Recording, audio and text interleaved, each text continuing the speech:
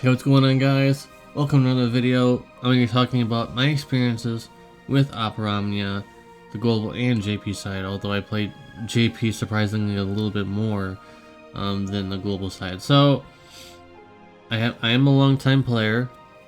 However, I kind of drifted off after the BT Plus stuff came out because it was just like it's getting harder to keep up. You know, Riku's still not out. When's she coming out? You know, my favorite character, at least one of my all-time favorite Final Fantasy characters of all time in all games, and she didn't come out. And she didn't come out for her stuff was in the game, but they just never released her for some reason.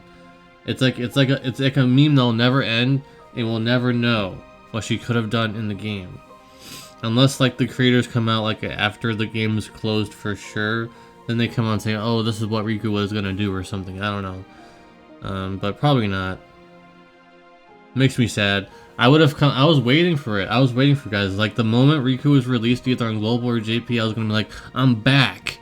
I'm back for Riku." But it never happened, so that's why I stopped making videos on Opera Omnia, because I was playing so many other games at the time, Arc Knights and Last Claudia and Dokkan Battle, both Brave Exvius versions, and I think there was one more that I forgot about right now. But yeah, that's quite a bit to play at the same time. It's just a little bit too much for me because I have a busy life. But anyways, Opera Omnia is definitely a game that's kind of like polarizing. Either you love it, or you're just like, I don't like the gameplay, or I like the gameplay, but I don't really like the story. Because I've talked to a bunch of people who said all those kind of things. I am indifferent to the story. I did like the gameplay up to a certain point. After a while, I understand they have to do this, because of course the game has to go on. That's the problem when it comes to these kind of games where they have to keep putting out updates. It's not like a single player game, or it's like, you know, Elden Ring or something where, you know, it's the whole game and it has a beginning, middle, and an end, and that's it. And there's no needing to put anything else other than DLCs, which is like a once in a while thing. Whereas all these kind of games, they need to keep putting out stuff so you can keep spending money, or at least keep playing the game. And so I understand they have to do that eventually, but it was just like, I can't keep up anymore. I just can't keep up anymore. It's just too much. And I've never had that kind of a problem with any of the other games that I play. It's always Opera Omnia. Like, if you don't have the specific thing for the specific purpose, then you might not be able to beat this boss. I mean, sometimes there are ways around it. Right? I think I made some videos where, like, oh, you know, everybody's using this guy, but I can use this guy and I can win just fine. But I found a lot of cases that was not going to be the case, at least for when I was playing the JP side. You had to pull the new stuff, and you had to have the new stuff in order to win. And like I said, that's not always going to be the case. That's not a black and white statement, but it really did feel that way. So with all that negativity out of the way, I love this game. I would have liked to have come back if Riku came back, but it never happened. So that's, if you're wondering why I just stopped making DFFOO videos, well, number one is just because I have so many other games I'm covering and playing at the same time, and I can't keep up all those things at once. And number two, it was just becoming a bit of a mess for me. I like that they were doing the thing where you could, you know, level up your characters faster, get them caught up a little bit faster. I think that was a good idea, but it kind of exposes you.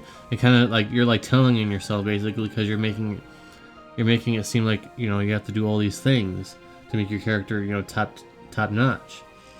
So they basically told on themselves by telling you guys, hey, you can level up your characters faster or whatever, make your characters maxed faster, and do all those things a little bit faster. But okay, so it really is sad. It really is sad that Riku's never going to be a thing.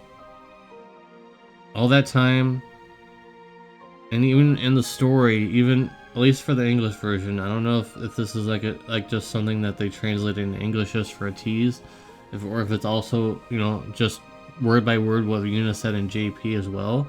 But she was referenced by Yuna. I think everybody knows it by now. I think everybody knows that particular part of the story where Yuna mentions Riku, and so never happened.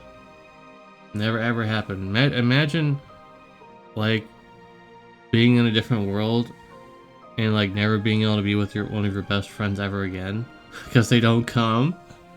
So that's kind of weird. I don't know. That's kind of weird. And I don't know. That's always gonna be hanging over the game's head forever. Where was Riku? Why didn't she ever come out? Among a lot of other characters, there were some other characters like they were being very stingy with tactics. Okay. But I did like the gameplay. I did like how a lot of the bosses were challenging, and you wouldn't always just LOL stomp them all the time. Sometimes you actually had to think about things and do a certain a certain ability at a certain point, or else you wouldn't be able to get through the missions. So there were certain strategies involved with that. And then there were some bosses where you'd have fun and just stomp them, and it was fun that way, right? It was fun to do it that way as well. So this game actually did really mean a lot to me because it was one of my first mobile games that I played, and especially since it's Final Fantasy and he has all Final Fantasy characters. I mean, what more could you ask for other than Riku? Other than Riku, that's gonna be the yeah. So I don't know what else to say. I really should have made this earlier so I could have shown some gameplay at least, like show you what my account looked like at the time, but I couldn't log into my GP account, so I'm assuming it's already closed. It is what it is on that. But I want to know what do you guys think? Did you come in? Are you a day one player? Are you someone who came in the middle, or are you someone who found out a little too late? Because I'm sure there's at least a handful of people who came in a little bit too late. They came in just as the game was about to be closed, and like, I didn't even get to play.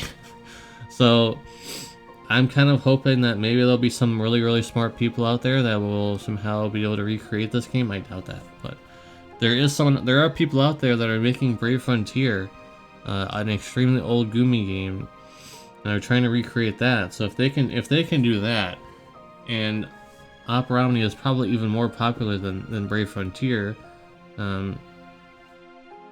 Brave Frontier was pretty popular back in the day, but maybe there'll be someone out there who somehow has the know-how of caching the game somehow, and they can just like make it like an offline version or something, because that's what everybody wants.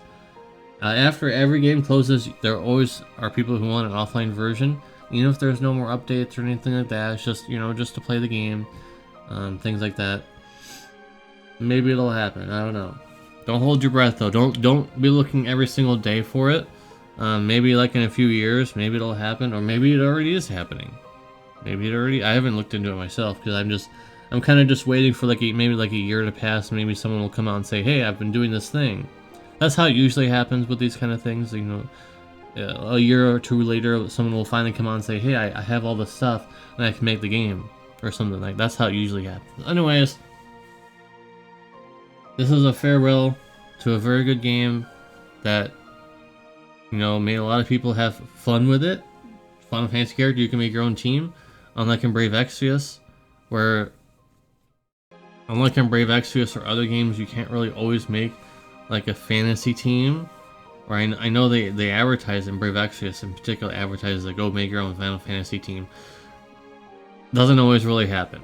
But in Opera Omnia, you could actually do it. You could actually, generally speaking, make a team of your favorite characters, and they generally would work together for most content, which was really nice. I would have had Riku in every single team I would have ever made. Even if she isn't good for the event, I would have used her somehow. It is what it is on that. Unfortunately, that's never gonna happen. And I know I said that like at least 5 times in this video, but I'm just so it's frustrating that it never happened. They had years to put her in the game, guys. Years. This game is pretty old in terms of, mobile game, rotation. It lasted a lot longer than what most games last for. And it never came. Years. And like I said, you can go and look in the Dissidia database website that maybe still is up. I'm not sure if it's up yet or not, or I don't know if they've closed it yet, but her source files, or whatever you want to call it, data mine files, were in the game for years. And there's even a picture of her, a small picture, but there's still a picture.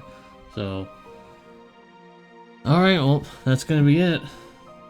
I was really hoping to come back to this game at some point, but it's just never gonna happen ever again, apparently, so.